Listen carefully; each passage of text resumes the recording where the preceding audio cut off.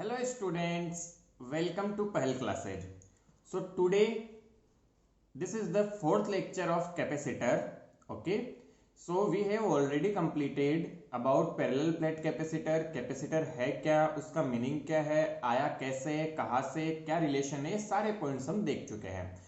पिछली बार मैंने आपको बहुत अच्छा कंसेप्ट सिखाया था पैरेलल प्लेट कैपेसिटर के बारे में। बेटा देखो, सबसे अच्छा कंसेप्ट जो अभी तक इस चैप्टर का था वो क्या रहा कि हमारे पास में क्या होता है, एक बेसिक कंडक्टर का हमने कैपेसिटेंस निकाला तो हमने देखा कि बहुत छोटे से कैपेसिटेंस के लिए अर्थ से भी बड़ा कंडक्टर चाहिए। मतलब अर्थ अपना जो रहता है इतना बड़ा, तो उससे भी बड़ा लेना पड़ेगा 1 फराड के लिए भी। सोचो, एग्जाम्पल करके समझाया था मैंने ये। अब क्या होता है, उसकी कमियों को दूर करने के लिए, और एनर्जी बाउंडेड नहीं थी, तो इन सब कमियों को दूर करने के लिए क्या हुआ कि हमारे पास में इन सब कमियों को दूर करने के लिए जो कैपेसिटर आया उसे हम बोलते हैं parallel plate capacitor. I hope आप सब बच्चों को रिमेंबर है ये कि उसे बोला गया हमारा पैरेलल प्लेट कैपेसिटर। अब पैरेलल प्लेट कैपेसिटर जो आया उसमें हमने देखा कि दो प्लेट्स ली गई। अब आप बोलेंगे कि इसका फायदा क्या हुआ था, इसका द बेस्ट बेनिफिट हुआ था कि हमारे पास में इसके और इसके इधर में इलेक्ट्रिक फील्ड जीरो हो गया था, याद करो, और टोटल इलेक्ट्रिक फील्ड केवल बीच में अवेलेबल था। और यहां से एक और बात पता चली क्या, एक तो एनर्जी बाउंड हो गई और दूसरी बात हमें बहुत लार्ज नहीं चाहिए, क्योंकि याद करो infinite is a relative term आपको सिखाया था, और प्लेट्स की वजह से उसके पास, इनफाइनाइट प्लेट्स की वजह से इलेक्ट्रिक फील्ड कांस्टेंट टाइप से रहता है। ठीक है, ये सारे पॉइंट्स हम ऑलरेडी डिस्कस कर चुके हैं बेटा। सिग्मा बाई 2 एप्सिलॉन नॉट रहता है, दोनों की वजह से दोनों को एडअप हो जाएगा, सारे कर चुके। तो वहां से हमें पैरेलल प्लेट कैपेसिटर की इंपॉर्टेंस समझ में आ गई। बट अब होता क्या है इन प्रैक्टिकल लाइफ, प्रैक्टिकल लाइफ में हमें क्या होता है कि बेटा कई बार तो छोटा कैपेसिटेंस चाहिए होता है, कई बार काफी लार्ज कैपेसिटेंस चाहिए होता है। अब हम डायरेक्टली बहुत छोटा भी नहीं बना सकते और डायरेक्टली बहुत लार्ज भी नहीं बना सकते। स्मॉल और लार्ज डायरेक्टली बनाना पॉसिबल नहीं हो पाता है। तो पिक्चर में इसको क्लियर करने के लिए क्या किया गया कि स्मॉल और लार्ज का काम आसान करने के लिए हमारे पास में क्या किया, एक तरीका बनाया जिससे हम कैपेसिटर्स को मिला के 1 2 3 4 या डिफरेंट डिफरेंट तरीके से उनको एडअप करके क्या किया कि हमने उनका कॉम्बिनेशंस बनाए। तो जो फेमस कॉम्बिनेशन मेनली जो है वो दो तरह के होते हैं। पहला आपका होता है सीरीज कॉम्बिनेशन और दूसरा आपका होता है पैरेलल कॉम्बिनेशन। याद करो 10th क्लास में आप पढ़ के आए थे रेजिस्टेंस का सेम तरह का कॉम्बिनेशन। इवन 11th क्लास में आपने स्प्रिंग का सेमी सिमिलर कॉम्बिनेशन पढ़ा है। तो जैसा स्प्रिंग का था वैसा यहाँ पे होता है और रेजिस्टेंस का उल्टा होता है, ये भी प्रूफ करेंगे अपन। ठीक है, तो वहां से क्या होगा कि जैसे कि कुछ कैपेसिटर्स को ज्यादा चाहिए तो कुछ ऐसा कॉम्बिनेशन ट्राई करेंगे जहां ज्यादा हमारे पास बन जाए, कम चाहिए तो कोई ऐसा कॉम्बिनेशन लेंगे जहां पे कम बन जाए लोग मिलके। तो ऐसा कॉम्बिनेशन पिक करके हम डिजायर्ड कैपेसिटेंस को बना पाते हैं। आई होप आप मेरी बातों को समझ पा रहे हैं, आपको क्लियरिटी रहेगी इसमें। तो दो तरह के कॉम्बिनेशन, सीरीज पैरेलल। शुरुआत करते हैं चैप्टर की, आपको नजर आ ही रहा होगा मेनली अब कैपेसिटेंस इन सीरीज। तो हमने कॉम्बिनेशन शुरू किया है। ठीक है, सो देखिए series combination is used to reduce resultant capacitance. तो क्या कि मान लो दो कैपेसिटेंस है हमारे पास, एक और दो कैपेसिटर थे, इन दोनों को इसे सीरीज में कनेक्ट कर दो तो इनका कैपेसिटेंस क्या हो जाएगा, कम हो जाएगा, रिड्यूस हो जाएगा। ओके गुड, आया समझ में कि क्या होगा, कम हो जाएगा, वो वैल्यू उसकी कम हो जाएगी। ठीक है, नेक्स्ट देखो बच्चों, in this first capacitor second plate is joined to first plate of second capacitor. Similarly second capacitor and second plate of the second capacitor is joined to first plate of third capacitor. In this way many capacitors are joined. मतलब क्या बेटा, मान लो ये दो, एक capacitor बनाया, दो बनाया, सबको आपस में जोड़ना है इन चार कैपेसिटर को। तो ऐसा तरीका जिसमें पहले की सेकंड दूसरे के पहले से, दूसरे की पहली तीसरे के पहले से, सॉरी दूसरे की सेकंड तीसरे के पहले से, तीसरे की सेकंड चौथे के पहले से, ऐसे आपस में जब ज्वाइंट हो जाती है तो ऐसे कॉम्बिनेशन को बोला जाता है हमारे पास में सीरीज कॉम्बिनेशन। इस कॉम्बिनेशन को नाम क्या दिया जाता है, सीरीज कॉम्बिनेशन नाम दिया जाता है। वाह भाई वाह, समझ में आई बात। आगे बढ़ाते हैं कहानी को। The first plate of such combination is attached with positive terminal of battery and second plate of capacitor is joined with negative. Last capacitor ध्यान दो, तो मैं दो की बात करूं तो यहाँ पे फर्स्ट की फर्स्ट प्लेट को पॉजिटिव टर्मिनल बैटरी से जोड़ दिया और सेकंड को नेगेटिव टर्मिनल बैटरी से जोड़ दिया, ऐसा है। तो C1 C2 मान लो। तो इस तरह का जो कॉम्बिनेशन होगा बेटा जी, उसे हम बोलते हैं सीरीज कॉम्बिनेशन। क्या सब बच्चों को समझ आया कि किस तरह से आप बैटरी ऐड करने वाले हो इसमें? आई होप आपको बिल्कुल अच्छे से क्लियर हो गई होगी ये बात, और समझ में आना ही आना चाहिए, डाउट नहीं रहना चाहिए बस। वैसे आपने सीरीज और पैरेलल का मतलब तो समझ में आता है, यहाँ पे कैपेसिटर्स का क्या मीनिंग है, सीरीज पैरेलल, ये भी समझ में आना जरूरी हो जाता है। कहानी को आगे बढ़ाते हैं हमारी। चलिए देखिए, एक डायग्राम हमने लिया, क्या है पहले डायग्राम समझेंगे। बेटा ध्यान दो, 3 कैपेसिटर्स लाइन से जुड़े हुए हैं। एक का कैपेसिटेंस C1, दूसरे का कैपेसिटेंस C2, तीसरे का कैपेसिटेंस C3। ठीक है, थोड़ा लाइट दिख रहा होगा, मैं लिख भी देता हूं। इसका कैपेसिटेंस है C1, इसका लिए है C2 और इसके लिए है C3। ओके, नाउ देखें, इसके अक्रॉस पोटेंशियल ड्रॉप है बेटा V1, इसके अक्रॉस पोटेंशियल ड्रॉप V2, इसके अक्रॉस पोटेंशियल ड्रॉप है V3। ठीक है, अब ध्यान दोस्तों, सबसे इंपॉर्टेंट बात है वो ये लाइन है, this line is the key here. ये लाइन अच्छे से आ गई तो काफी कुछ करना आसान हो जाता है। देखो कैसे, in series combination all capacitors have the same charge. सब कैपेसिटर्स का चार्ज सेम होता है, बट डिफरेंट पोटेंशियल डिफरेंस। ठीक है, याद करो करंट जब होता था, करंट भी क्या होता था सीरीज में, करंट सेम होता था और पोटेंशियल डिफरेंस होता था। तो यहां भी क्या समझ में आना चाहिए कि चार्ज सेम होता है लेकिन पोटेंशियल डिफरेंट होता है। तो हमने देखो क्या किया, सब पे Q चार्ज है और पोटेंशियल V1 V2 V3 है। क्यों क्यों ऐसा होगा भाई, ध्यान दो, C इक्वल टू होता है Q बाई V। अब Q सेम हो गया, C डिफरेंट है तो V तो डिफरेंट होगा ही ना। सोच के देखो कि Q सेम है, C डिफरेंट है तो V का डिफरेंट होगा ही। यदि C सेम हुआ तो V भी सेम हो जाएगा। वाह भाई, मजा ही आ जाएगा, तब तो कुछ करना ही नहीं पड़ेगा। आया समझ सबको? चलो बहुत अच्छी बात, आगे बढ़ाते हैं कहानी को। तो देखिए, तो पोटेंशियल डिफरेंस अलग अलग है, बट मैं लिख सकता हूं नेट पोटेंशियल V है, तो बेटा यहां से लिखा जा सकता है V equal to V1 plus V2 plus V3। ठीक है, तो पोटेंशियल को हम इस तरह से लिख सकते हैं। सिमिलरली अब देखो V1 क्या होगा, तो इस फॉर्मूले से निकालेंगे हम। V1 हो जाएगा Q upon C1, similarly V2 हो जाएगा Q upon C2, similarly V3 हो जाएगा बेटा Q अपॉन C3। ठीक है, वैल्यू लाके पुट कर दो। देखो यहाँ पे इस एक्सप्रेशन में, तो V इक्वल टू, और ये सिंपल V बेटा हम चाहते क्या है, अब ये देखो, इस कॉम्बिनेशन का हम इक्विवेलेंट कॉम्बिनेशन चाहता है, तो ये सिंबल यूज होता है इक्विवेलेंस के लिए। तो हम चाहते हैं ये पूरा कैपेसिटेंस एक सिंगल कैपेसिटर से रिप्लेस हो जाए, जिसका हम बोल रहे हैं C होगा इक्विवेलेंट कैपेसिटेंस, या तो C इक्व बोल दे, C इक्विवेलेंट को हम C बोल सकते हैं। गुड, तो हम चाहते हैं कि ये तीनों एक से रिप्लेस हो जाए। तो इससे बताओ आंसर क्या होगा V का? V हो जाएगा भाई Q बाई C, क्योंकि चला तो Q ही था यहाँ से चार्ज, बस उसकी वैल्यू अब यहाँ पे रख देंगे V की जगह। तो देखो आगे बढ़ाते हैं इसको, तो इन कॉम्बिनेशन C इक्विवेलेंट मान लिया हमने, V equal to Q by C equivalent.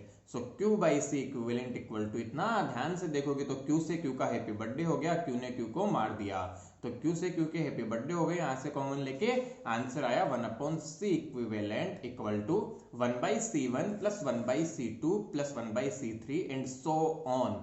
आई बात समझ में आ रहा होगा? चलो भाई बढ़िया बात, बहुत ही। तो देखो याद करो, स्प्रिंग का सीरीज कॉम्बिनेशन याद करो कि दो स्प्रिंग ऐसे सीरीज में लगी होती थी, तो उनका भी इक्विवेलेंट आता था 1 by K equal to 1 by K1 plus 1 by K2।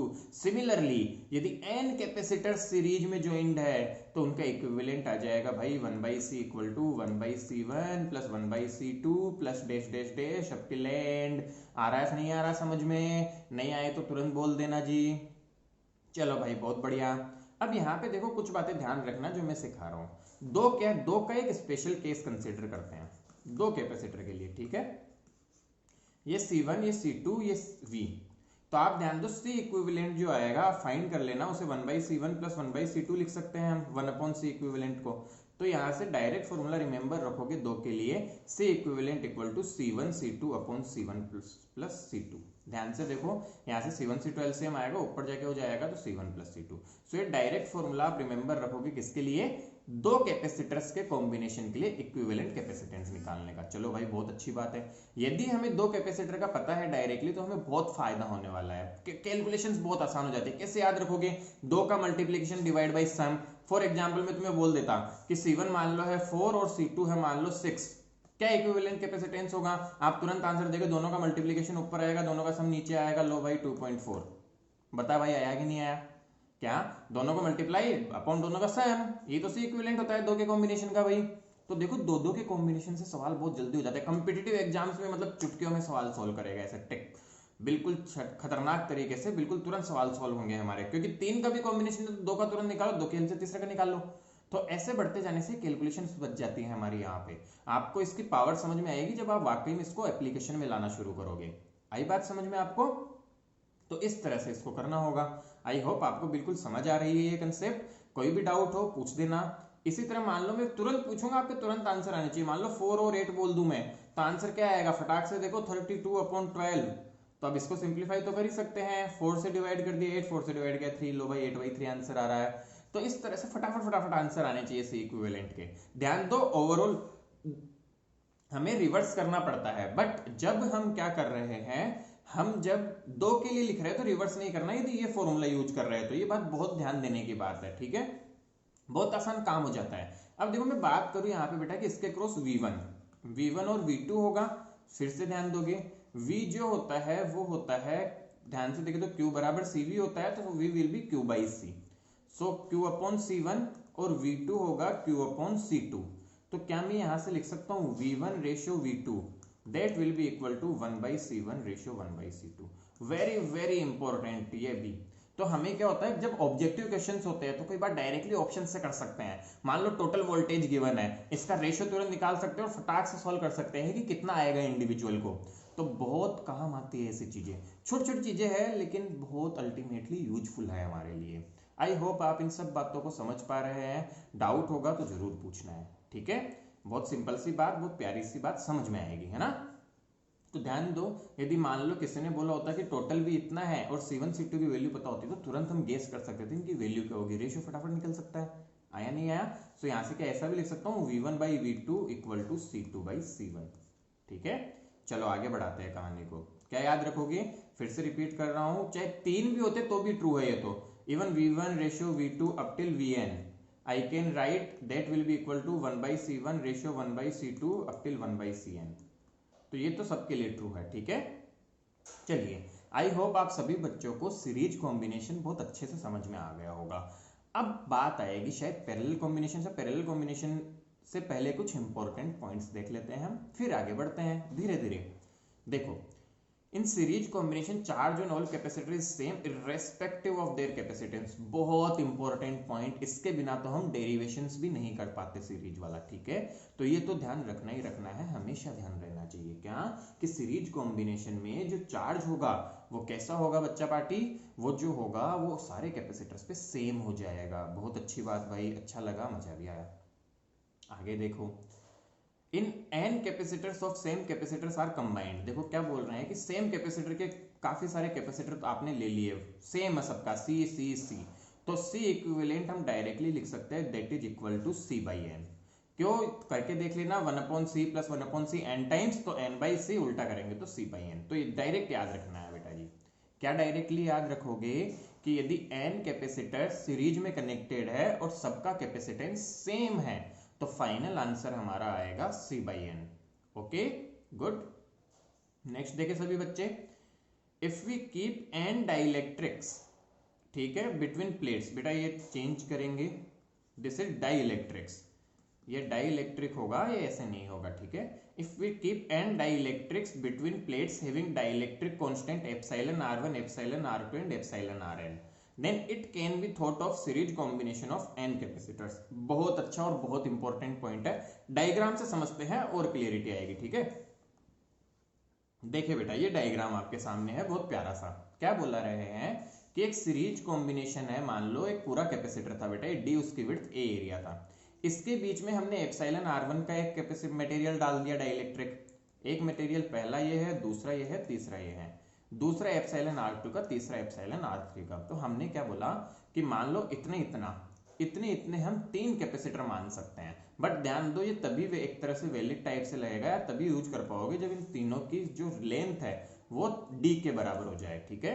Even 4 भी हो सकते थे, 5 भी हो सकते थे भाई, 6 भी हो सकते हैं, कितने भी हो सकते हैं, n हो सकते हैं, ठीक है? तो सबको देखो ऐसा तोड़ सकते हैं। पहला कैपेसिटर जिसका एरिया तो प्लेट का सेम ही रहेगा बट लेंथ कम हो जाएगी जो है T1, दूसरे के लिए T2, तीसरे के लिए T3। अब बताइए भैया कि इनका इक्विवेलेंट कैसे निकाले, इसका टोटल कैपेसिटेंस कोई पूछे कि इसका टोटल कैपेसिटेंस कितना होगा जी, तो इसका टोटल कैपेसिटेंस हम तरीके से निकालेंगे। क्या तरीका लगाएंगे, देखिए यहाँ पे सभी बच्चे, देखो बच्चा, सो C1 हो जाएगा epsilon naught epsilon r A by T1, बिल्कुल सही बात है, A epsilon naught by d होता है। फॉर्मूले याद करो, यदि आपको नहीं याद है तो डाइलेक्ट्रिक्स के साथ क्या कैपेसिटेंस होता है बेटा, पुराना वीडियो जरूर देखिए, ठीक है। C2 सिमिलरली हमने लिखा, C3 भी हमने सिमिलरली लिख दिया। अब सीरीज कॉम्बिनेशन है तो 1/c equivalent equal to formula use कर लेंगे, करते हैं चलो। 1/c equivalent is equal to, इसका उल्टा ये अपोजिट अपोजिट। अब देखो यहां से कॉमन आ जाएगा 1/ε0 है, ध्यान से देखो, तो 1/ε0 है कॉमन आ गया। सी इक्विवेलेंट को बेटा हम बोल दे रहे हैं CS, equivalent of series, CS means equivalent of series, ठीक है। सो 1/CS इक्वल टू 1/ε0 है कॉमन आ गया और ये अंदर रह गया। अब इसको उल्टा जब करेंगे तो CS आ जाएगा बेटा, ये डिनोमिनेटर में आ जाएगा, ये अपवर्ड चला जाएगा। देखो कैसे, ये पूरा का पूरा डिनोमिनेटर हो जाएगा। सो ε0a divide by this complete factor in the denominator. Good. तो याद क्या रखना है बेटा, इससे बेसिस पे आपके कॉम्पिटिटिव एग्जाम्स में बहुत क्वेश्चंस आते हैं इस कंसेप्ट पे। आपको ये कंसेप्ट बहुत अच्छे से समझना है, बोर्ड पर्पस से इतना काम का उतना नहीं रहता है बट कॉम्पिटिटिव एग्जाम्स के पॉइंट ऑफ व्यू से बहुत वैल्यूएबल कंसेप्ट है। क्या कि यदि ऐसे कोई डाइलेक्ट्रिक्स फील्ड है तो हम उसको सीरीज की तरह से ट्रीट कर सकते हैं, सीरीज कॉम्बिनेशन में ब्रेक कर सकते हैं। आगे हम देखेंगे जब पैरेलल पढ़ेंगे तो ऐसे डाइलेक्ट्रिक्स यदि आधे आधे टाइप से इंसर्ट होते तो उनको पैरेलल ट्रीट कर लेते हैं। और क्या कॉम्बिनेशन सीरीज पैरेलल का मिक्स भी हो सकता है? बिल्कुल हो सकता है, क्यों नहीं हो सकता, मिक्स भी तो होता है भाई कॉम्बिनेशन। तो कॉम्बिनेशन मिक्स कॉम्बिनेशन भी होंगे। इवन हम बहुत अच्छी अच्छी प्रॉब्लम्स भी सॉल्व करेंगे मिक्स कॉम्बिनेशंस पे, आपको बहुत अच्छा लगने वाला है, बस साथ बने रहे आप हमारे। चलिए जी भाई देखते हैं। सो क्या आ गया, ये दूसरा कॉम्बिनेशन, हमने सीरीज की सारी बातें कर ली, टेंशन ना लो, बहुत सारी प्रॉब्लम्स हम सॉल्व करेंगे। पहले बेसिक दोनों कॉम्बिनेशन पढ़ लेते हैं क्योंकि नॉर्मल डायरेक्ट प्रॉब्लम बहुत कम आती है, मेनली दोनों के कॉम्बिनेशन या दोनों की मिक्स्ड प्रॉब्लम्स आती है। तो मिक्स प्रॉब्लम्स करना सीखेंगे थोड़ी देर में, अभी के लिए हम थोड़ा आगे बढ़ाते हैं कहानी को, ठीक है। चलिए देखें। सो पैरेलल साफ दिख रहा होगा बेटा, पैरेलल में क्या होता है, एंड पॉइंट सेम पॉइंट से जुड़े होता है, दोनों प्लेट्स एक सेम पॉइंट से सोर्स से जुड़ी होती है। तो देखो in this case charge divide between capacitors but potential remain same. ध्यान दो, दो बात लिखूंगा यहाँ, सीरीज का नाम आते ही क्या दिमाग में गूंजना चाहिए, क्यू सेम, ठीक है। अब क्यू सेम है तो ऑब्वियस सी बात है भाई, वी डिफरेंट ही होगा ना।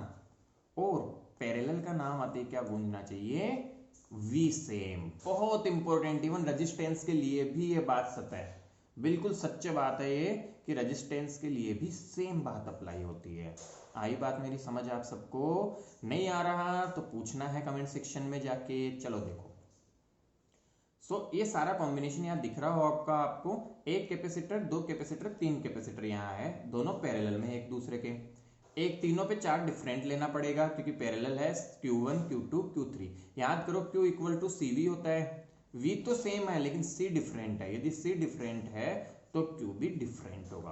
अब के बार देखो हम क्या बोलेंगे, हम बोलेंगे अब के बार में कि यहां से Q चला चार्ज, तो Q चार्ज तीन टुकड़ों में बटा, इधर Q1 चला गया, इधर Q2 चला गया और इधर Q3 चला गया।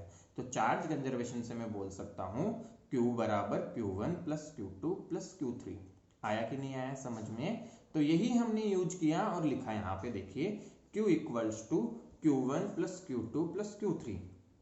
अच्छा सिंपल सी बात है, इस फॉर्मूले का यूज करेंगे, Q1 हो जाएगा C1V, Q2 इसी तरह हो जाएगा। और हम क्या चाहते हैं, हम चाहते हैं अगेन इसको रिप्लेस करना किसी सिंगल कैपेसिटर से, और जिसका कैपेसिटेंस हो C इक्विवेलेंट, या जिसको हम CS या CP भी बोल सकते हैं, ठीक है। देखो so Q will be Q1 plus Q2 plus Q3, V C equivalent equal to इतना, सिमिलरली C इक्विवेलेंट आ जाएगा डायरेक्ट एडिशन। तो C इक्विवेलेंट बेटा हो गया कितना, सबका डायरेक्ट सम ले लो। बहुत इंपॉर्टेंट बात बताने जा रहा हूं मैं, याद करो जब हमारे पास में कैपेसिटर होता था, सॉरी सीरीज कॉम्बिनेशन आपने पढ़ा होगा रेजिस्टेंस का, तो रेजिस्टेंस के सीरीज कॉम्बिनेशन का आंसर आता था R1 plus R2 plus R3 up till Rn। याद करो, याद आ रहा होगा। लेकिन हमारे पास यहाँ पे थोड़ा सा चेंज हो गया, यहाँ पे हमारे पास में पैरेलल कॉम्बिनेशन का आंसर आ रहा है C1 plus C2 plus C3। तो ध्यान देंगे तो जो मैंने शुरू में बताया था कि करंट से कुछ सिमिलरिटीज आएगी, वो ये है जैसा सीरीज कॉम्बिनेशन होता है रेजिस्टेंस का, वैसा पैरेलल कॉम्बिनेशन होता है कैपेसिटर्स का। समझ आई क्या बात या नहीं आई? तो इस तरह से हम इसको क्या करते हैं, डील करते हैं। काफी इंपॉर्टेंट कंसेप्ट है, आपको अच्छे से आना चाहिए, इसमें कोई भी डाउट हमें नहीं रहना चाहिए। आ रहा है समझ में सब बच्चों को? तो इंपॉर्टेंट है, काफी बेसिक है, अच्छे से करना है हमें। ठीक है बच्चों, आई होप आप सबको क्लियर हो जाएगी बात मेरी। Okay good. ओके बच्चों, तो हम पैरेलल कॉम्बिनेशन का देख रहे थे। आई होप आपको पैरेलल कॉम्बिनेशन का बेसिक समझ आ गया होगा कि किस तरह से जो सी इक्विवेलेंट होता है that is C1 plus C2 plus C3, और मैंने इसको रिलेट कर रहा था सीरीज और रेजिस्टेंस के कॉम्बिनेशन से। तो रेजिस्टेंस का जो पैरेलल कॉम्बिनेशन होगा वो आपको समझ आ गया होगा किस तरह से है, that is series combination of the हमारा कैपेसिटर। ओके, सो इस तरह से काफी एक लिंकिंग है इनके बीच में, तो हमें उसके क्वेश्चन सॉल्व करना आएगा। तो देखिए करंट जो है मेनली एडवांस लेवल पे रहता है, सो करंट के बहुत सारे कंसेप्ट हमें जब आ जाएंगे तो हमारे लिए कैपेसिटेंस सॉल्व करना भी आसान बन जाएगा, काफी इजी हो जाता है उसे सॉल्व करना। गुड, तो ये कंसेप्ट ऐसे है जो हमें समझना जरूरी है, जो हमें अच्छे से आने चाहिए। ठीक है बेटा, चलिए आगे बढ़ाते हैं कहानी को। क्या है इंपॉर्टेंट पॉइंट्स, ये देखते हैं सभी बच्चे हम। So the important points is note करते हैं in parallel combination C equivalent is more than all capacitors. मतलब C जो आता है, याद कर ध्यान दो कि सबका समेशन आता है, तो सम करोगे कि नहीं नंबर्स को तो वो अपने आप ही ज्यादा होते जाएंगे। ठीक है, next the potential difference for all capacitors is the same. सारे कैपेसिटर्स के लिए पोटेंशियल डिफरेंस क्या होगा, वो सेम होता है सब कैपेसिटर्स के लिए। तो पोटेंशियल पैरेलल में सेम, सीरीज में charge same. Next, in n capacitors are arranged in parallels having C capacitance, then C equivalent equal to NC। मतलब क्या बोल रहे हैं, यदि n कैपेसिटर्स एक साथ है तो सबको जोड़ देंगे, तो n टाइम्स उसका कैपेसिटेंस आ जाएगा, सारे बराबर है। तो आ रहा है नहीं आ रहा? बहुत बहुत आसान सा पोर्शन हम कर रहे हैं, बहुत आसान से कर रहे हैं। ठीक है, देखो, if two plates of a capacitor between in two plates of the capacitor we put dielectrics of same width d having dielectric constant बेटा इतना, then these can be considered as a parallel combination। हम बोल क्या रहे हैं समझो यहाँ पे कि इस तरह से है और इनके बीच में हम इस तरह से इंसर्ट कर दें, ठीक है, खूब सारे डाइलेक्ट्रिक्स, तो उसको हम पैरेलल कॉम्बिनेशन की तरह ट्रीट करते हैं। आइए इसको और अच्छे से समझते हैं। देखिए सेटअप कुछ ऐसा है, हमारा क्या कैपेसिटर था और इस तरह से हमने एप्सिलॉन R1 एप्सिलॉन R2 और एप्सिलॉन R3 इसमें फिल किया हुआ है। ठीक है, अब इनको कैसे ट्रीट कर सकते हैं, मानो कि ये दो पॉइंट्स इनके सेम हैं और ये पैरेलल में लगे हुए हैं। ओके, तो 1 2 और 3 ये तीनों कैसे पैरेलल में इन एंड पॉइंट्स के बीच में। ठीक है बेटा, so this is a parallel combination. देखो सीरीज में नहीं है, सीरीज में होता तो ऐसे जुड़ा होता है इनसे। ठीक है, तो this is a parallel combination, और पैरेलल कॉम्बिनेशन का इक्विवेलेंट क्या होगा, A1 plus C1 plus C2 plus C3। फटाफट से यूज किया एप्सिलॉन R। अच्छा, सबका एरिया डिफरेंट है, इसका A1 ये A2 एरिया कवर करता है प्लेट, और इसकी प्लेट्स A3 एरिया कवर करती है। तो हमने अकॉर्डिंगली ले लिया A1 plus A2 plus A3 और उसको सॉल्व करके हमने आंसर निकाल लिया। ठीक है, सो आंसर इस तरह से हमारे पास में आ जाएंगे, काफी अच्छे से आ रहा है, काफी प्यारे से, सिंपल सा कॉम्बिनेशन। अब देखो आपसे एक क्वेश्चन पूछूं मैं कि बेटा ऐसा कुछ आ जाए, ध्यान से देखना कि यहाँ पे तो हमारे पास में क्या है, सब बच्चे ध्यान से देखोगे, ऐसे आधा एक भरा हुआ, आधा दूसरा भरा हुआ और एक इस तरह से भरा हुआ है। तो 1 2 3, क्या देखो इसको मैं ऐसा तोड़ सकता हूँ, ध्यान से देखना, बहुत ही प्यारा और अच्छा कंसेप्ट मैं बताने जा रहा हूँ। हम इसको कैसे तोड़ सकते हैं बेटा, देखो दो ऊपर जुड़े हैं और ये किस तरह से हैं, जैसे सीरीज वाले होते हैं। तो ध्यान दो, इसका मैं इक्विवेलेंट बनाऊं तो कुछ ऐसा बनेगा, याद करो, ध्यान दो, 1 2 3। तो इस तरह से इनका इक्विवेलेंट बनाया जा सकता है। तो देखो कितनी अच्छी इंपॉर्टेंस है इस कंसेप्ट की। याद करो बच्चा, जब हमने पढ़ा था कि डाइलेक्ट्रिक्स डायरेक्ट पढ़े थे हमने, उसमें हमने ऐसा कोई केस नहीं पढ़ा था जिसमें मल्टीपल आ जाए, ऐसे कि आधा ऐसा आधा ऐसा, हमने देखे थे पूरे पूरे फिल हुए हुए। ठीक है, बट यदि ऐसा होता है तो भी हमें टेंशन नहीं है अब, because we have learned a very good concept जिसमें हम डाइलेक्ट्रिक्स जो है यदि उनको टुकड़ों में बांट सकते हैं, टुकड़ों में तोड़ सकते हैं। आ रही है बात समझ में? नहीं आ रही? बहुत ही अच्छा, बहुत ही सिंपल कंसेप्ट है। समझ में आ गया तो बहुत अच्छे से आ जाएगा, काम हो जाएगा, और नहीं आया तो फिर स्ट्रगल है। आई होप आपको सीरीज और पैरेलल कॉम्बिनेशन के फॉर्मूले समझ आए होंगे, उनका डेरिवेशन समझ में आ गया होगा, और ये जो स्पेशल केस है दोनों का, ये भी बहुत अच्छे से समझ में आ गया होगा। आगे बढ़ते हैं कहानी को, क्वेश्चन सॉल्व करते हैं। ठीक है, अब क्वेश्चंस को देखेंगे सभी बच्चे, कैसे मैं सॉल्व करता हूं उसको ध्यान से देखते हुए समझते हुए चलेंगे। सबसे पहला क्वेश्चन है, हमें इक्विवेलेंट कैपेसिटेंस निकालना है इसका।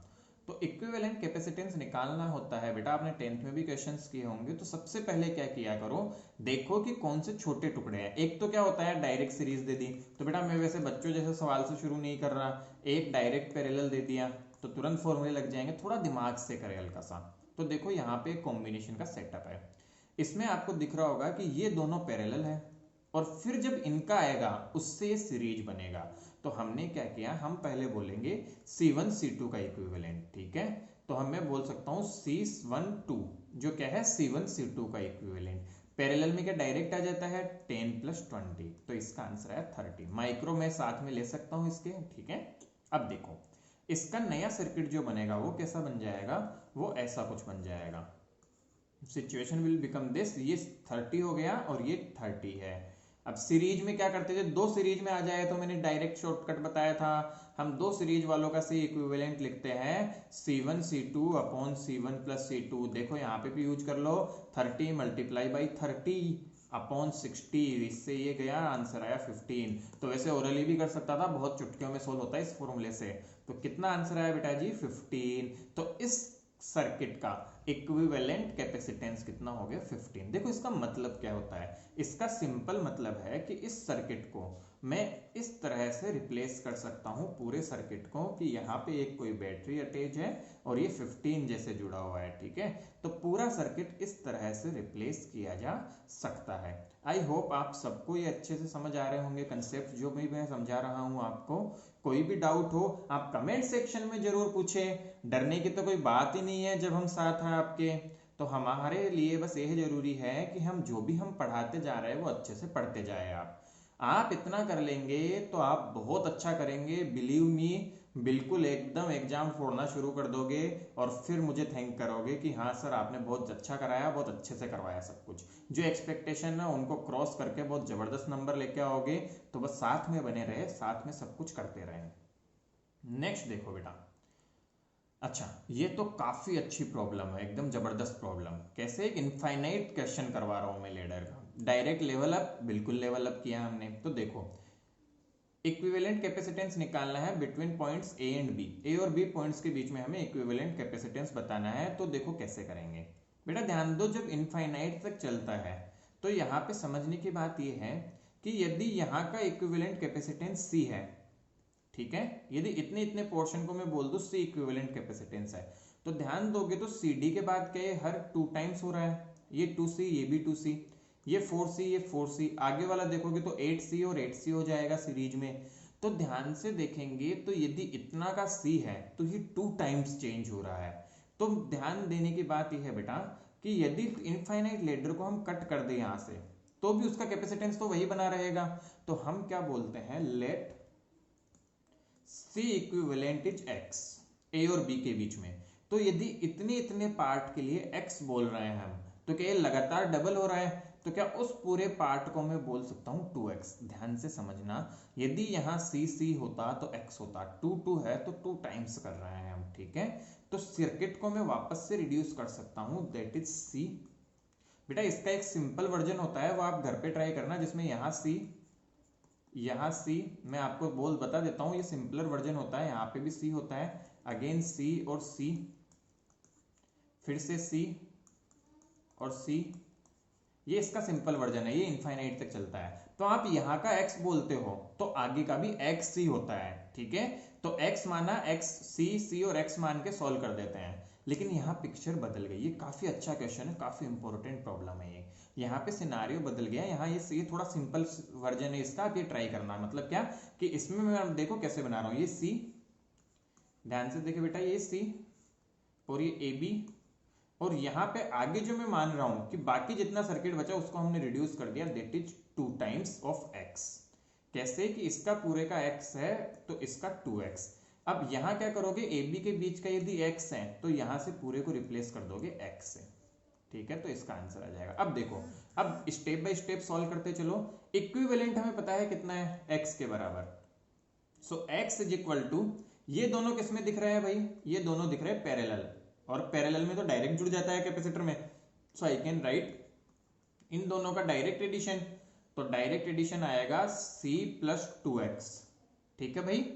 और सिंस इसके साथ में सीरीज में है ये, तो c प्लस 2x का सीरीज के साथ आ जाएगा c divide by c plus 2x plus c।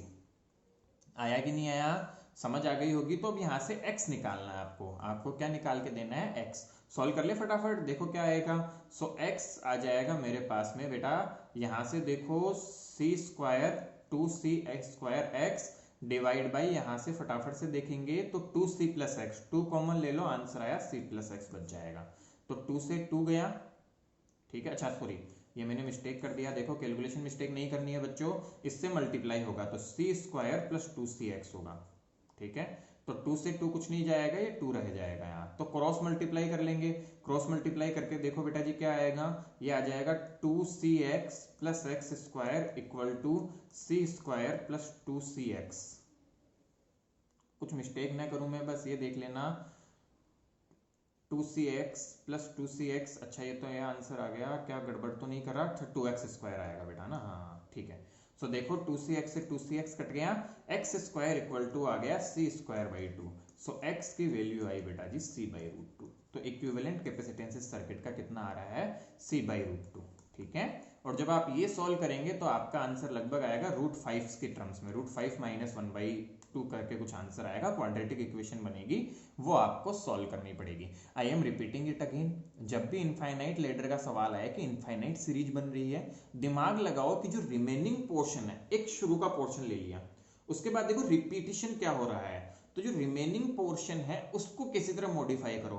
Truly speaking आपके इसी तरह के क्वेश्चंस आएंगे जिसमें कि रिमेनिंग का भी उसी तरह से लेने पे तुरंत हो जाएगा, बट यदि थोड़ा दिमाग लगाने का आया तो फिर सोचना पड़ेगा कि इतने पोर्शन को यदि सी बोल रहा हूं मैं, ठीक है, कि इतने पोर्शन को मैं क्या बोल रहा हूं, सी के इक्विवेलेंट बोल रहा हूं, तो इसका जो रिमेनिंग पोर्शन है दैट विल बी 2, हर बार 2 से इंक्रीज हो रहा है। देखो बेटा वहां से मुझे पता चला कि इसका 2 टाइम्स हो जाएगा, ठीक है। So that is the important concept scenario कि कैसे हम कर सकते हैं डील और कैसे हम इसको बहुत अच्छे से हैंडल कर सकते हैं। आई होप आप सबको ये बात समझ आ रही होगी, आप सबको अच्छे से समझ आ गया होगा कि कैसे हम क्वेश्चंस को अप्रोच करेंगे, कैसे हम क्वेश्चंस को सॉल्व करने वाले हैं, ठीक है। तो बस इसी राह पे आगे बढ़ते जाना है। सीरीज और पैरेलल कॉम्बिनेशन से रिलेटेड आपकी बुक में जितने क्वेश्चंस हो उनको अटेम्प्ट करें, उनको सॉल्व करने का ट्राई करें। नेक्स्ट जो हमारा वीडियो रहेगा उसमें मैं कुछ और एडवांस लेवल के क्वेश्चंस लूंगा, जिससे आपका नॉलेज और भी बहुत अच्छा हो जाएगा और काफी मजा आएगा आपको, ठीक है। So thanks for watching, thank you.